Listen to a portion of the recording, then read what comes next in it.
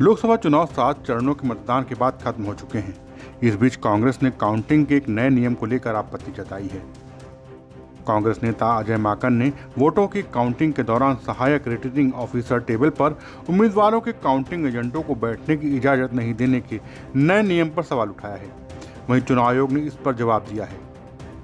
X पर एक post में माकन ने कहा कि पहली बार उम्मीदवारों के काउंटिंग एजेंटों को एआरओ टेबल पर आने की इजाज़त नहीं दी जा रही। मैंने अब तक 9 लोकसभा और विधानसभा चुनाव लड़ा है और ऐसा पहली बार हो रहा है। अगर ये बात सच है तो फिर ये ईवीएम में कथित छेड़छाड़ से भी ज़्यादा बड़ी चीज़ है। मैं हर उम्मीदवार के लिए इस मुद्दे को उठा रहा हूँ। मुझे उम्मीद है कि चुनाव आयोग जल्द ही इसे ठीक करेगा। कांग्रेस नेता के आरोपों का चुनाव आयोग की तरफ से जवाब भी दिया गया है। दिल्ली के मुख्य चुनाव अधिकारी ने कहा है कि काउंटिंग एजेंटों को रिटर्निंग ऑफिसर और सहायक रिटर्निंग ऑफिसर टेबल पर बैठने की इजाजत है।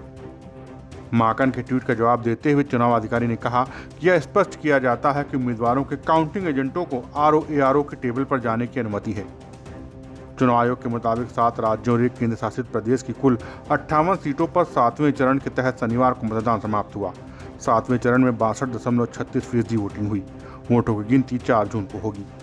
तब जाकर पता चलेगा कि 543 सीटों पर किस पार्टी को जीत मिल रही है।